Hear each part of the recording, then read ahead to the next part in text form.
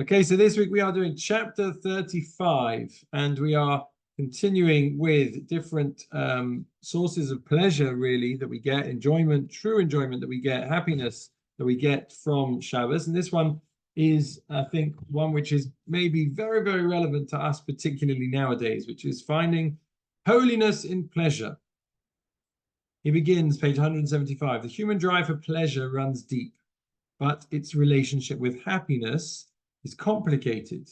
Now, the truth is, I know we've just started, but our society, I think it's fair to say more than ever before in the history of humankind, is driven by a search for pleasure. We have more relaxation time, and we have more leisure time, leisure pursuits than I think humanity ever had. And that's despite the fact that we are all very busy and we are working all the time. But you look at, what people used to do when they talk about, certainly like in halacha, they say, don't wash the clothes on Friday. Because if you wash the clothes on Friday, you won't be ready in time for Shabbos. And then you start thinking about what it was to wash clothes before washing machines and to do it all by hand. And then you start to think about what that meant before there was running water, let alone proper soap or anything else, and how it was a day's work, basically. It was a day's task to wash the clothes. And therefore they had to tell you, wash the clothes on Thursday, don't wash them on Friday. And people working for a living and not having computer games and televisions and everything else, for leisure, and the whole leisure industry, which just didn't exist, right? So we've built up, us as a society now in the modern world, this entire industry, which is really dedicated for our drive for pleasure. I'm not saying it's a bad thing, but it's interesting. It's interesting to see kind of like, are we actually gaining happiness from this? Or are we just pursuing something else, which we think will make us happy?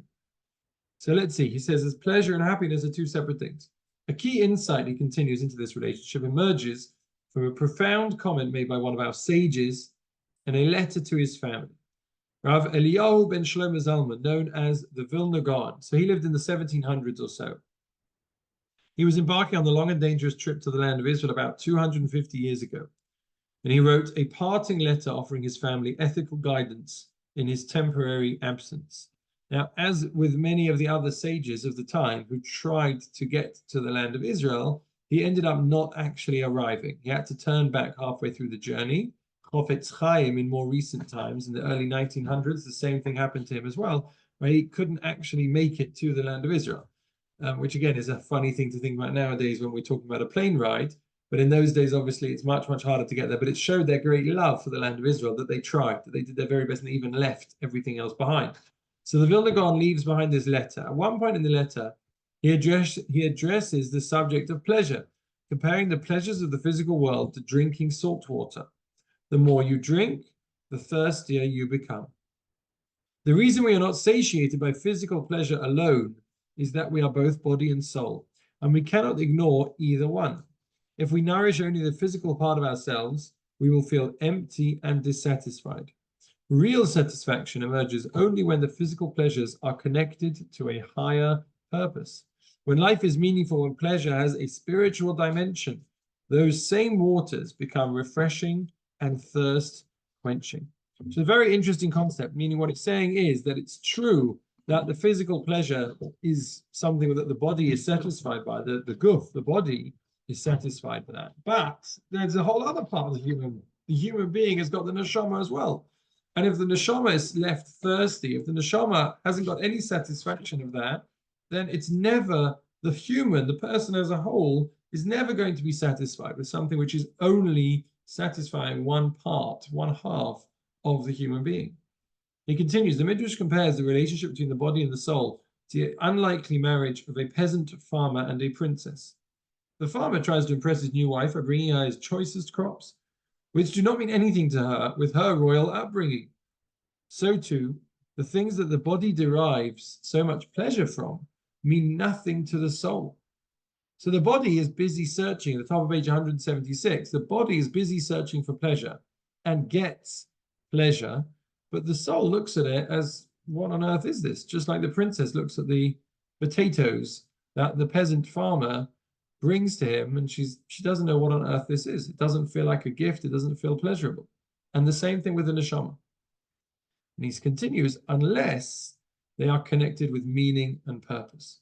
When the physical world is used for a higher purpose, for doing good, it brings us deep satisfaction. When we view the gifts of the physical world through a spiritual lens, we feel connected to that higher purpose. On the other hand, because we have a spiritual essence, the pursuit of pleasure for its own sake will ultimately leave us dissatisfied, like drinking salt water.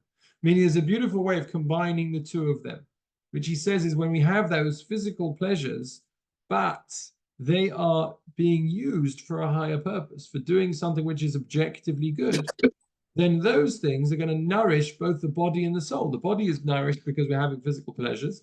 The soul is nourished because we're actually doing something good. We're doing something which is objectively spiritual and holy, together with deriving that physical pleasure. So then what I do is I'm satisfying body and soul. Then both of those things are now, this is something where I feel that my entire body, the entire human being, is getting that satisfaction. Continues, Shabbat teaches us that for physical pleasure to bring happiness, it must be connected to meaning. When Isaiah the prophet describes Shabbos as a day of pleasure, he refers to physical and spiritual pleasure. You should call Shabbos pleasure. Right? V'korosol Shabbos oneg, v'hisaneg al Hashem, take pleasure in Hashem.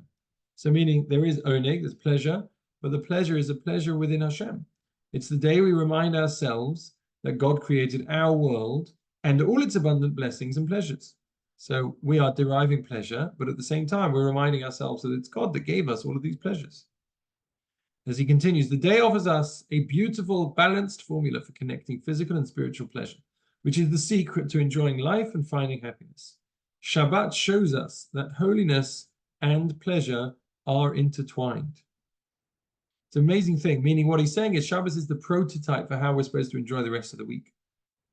It's not just that on Shabbos we have a Shabbos meal, which means that we're enjoying ourselves and we're having our meat and our wine and all of our foods and our 3 courses and our chicken soup and everything, and it feels good because we're doing it for Hashem's sake. This is the prototype for how we can always combine our physical and our spiritual. How we can make sure that every physical pleasure that we derive is actually something which nourishes the neshama, nourishes the soul as well. Shabbos is the paradigm for how to do that. He continues, the sanctity of the day is expressed through the pleasures of the day. In fact, the very call to sanctify the day, remember the Shabbos day to make it holy, Zachar es Yom HaShabbos l'kadsho, is fulfilled by the pleasurable experience of drinking wine after reciting the words of the Kiddush, literally sanctification, right? Meaning the Kiddush, which is the holiness of the day, where we declare the holiness of the day, is done together with the wine, which is again something that the body very much enjoys. It continues in our extra soul on Shabbos, gives us the capacity to enjoy the physical pleasures of the day more intensely. I've always wondered how to understand this Rashi. There's a Rashi there on the Gemara, which says that the Neshama Yisera gives us the ability to enjoy and eat more food, essentially, to enjoy and eat more food. And it's always like a bit strange because the Neshama Yisera is the Ruchnius, right? It's the spirituality. It should be the part of the soul that connects to the davening on Shabbos, to learning Torah on Shabbos, to the, listening to the drosha on Shabbos. It's that part of Shabbos. And there is Rashi saying it's the capacity to enjoy the food more. But now, according to what we're saying, yes, because the food is truly only enjoyable. The physical pleasure is truly only enjoyable when it is intertwined with spiritual pleasure. And therefore, with a heightened spiritual awareness, which is the Neshama Yisera, which means that the food has not only the dimension of physicality, but also the dimension of spirituality, then the physical also becomes more enjoyable. The physical also becomes more enjoyable. And here's the thing. This is not just a recipe for how to become a holier person. This is actually a recipe for how to enjoy life. Because those people that believe it's all about the pursuit of pleasure constantly feel empty. There's a constant emptiness to life. And without even realizing why, the reason is because their neshama is not satisfied. I remember when we went to a trip, this was an Aish trip, and I had spent a year in yeshiva, and I was a madrich in an Aish fellowships trip to Eilat.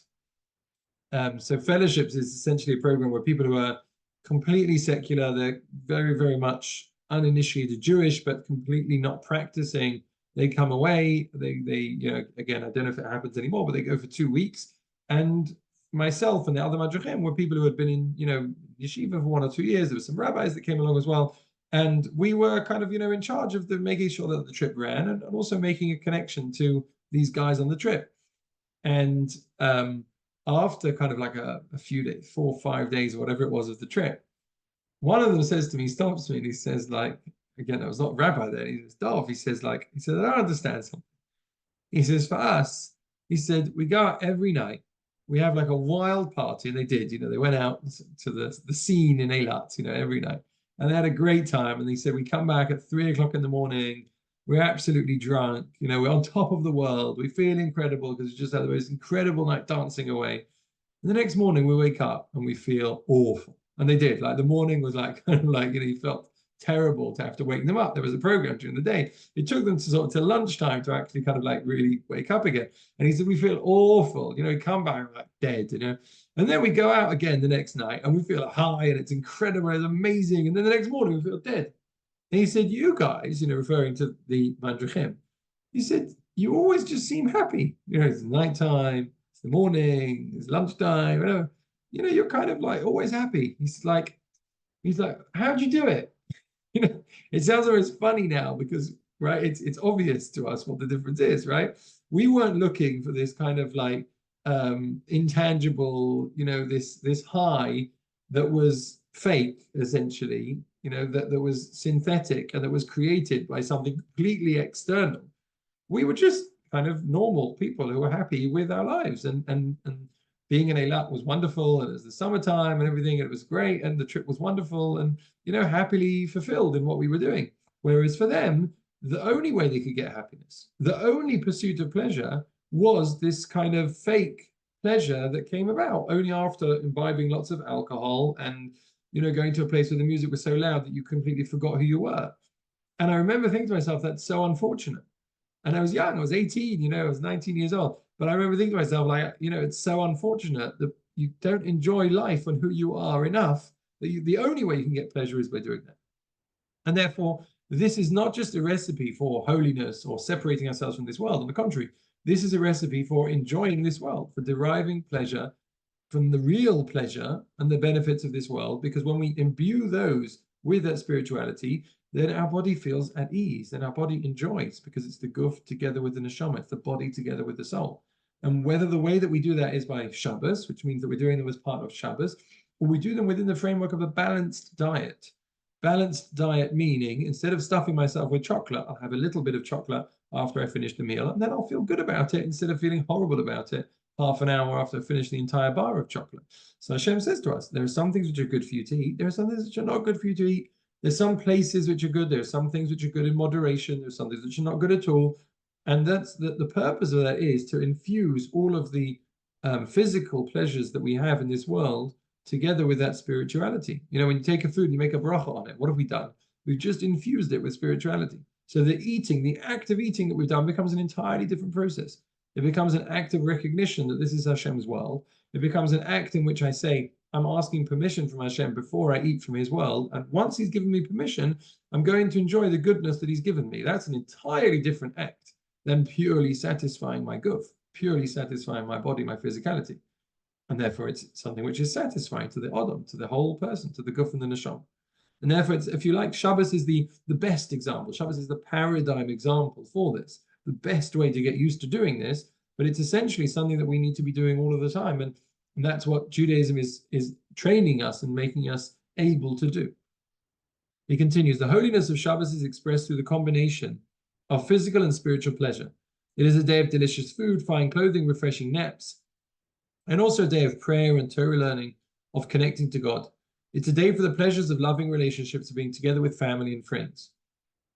In particular, it is a day for enjoying the physical and emotional pleasures of the sacred bond between husband and wife. The marriage ceremony is called Kiddushin, from the word Kedusha, holiness, precisely because it represents the ultimate connection between physical pleasure and the higher purpose of forging a loving relationship. Marriage ennobles husband and wife as individuals, enabling them to reach their full potential and, as a couple, empowering them to fulfill the sacred mission of building the world through family. So, as he says, there's the dimensions of Shabbos is not only those physical pleasures, which are kind of like the tangible ones of the food, the clothes, the sleep, but it's also the relationships. It's the building of the bond between family, the building of the bond between husband and wife. The physical pleasures of Shabbos enhance the sanctity of the day, which in turn uplift the physical experiences, creating a virtuous cycle, revealing the elusive connection between pleasure and happiness. There is a beautiful perspective on happiness, and hopefully something that we can take with us beyond Shabbos and into the rest of our lives as well. That completes chapter 35.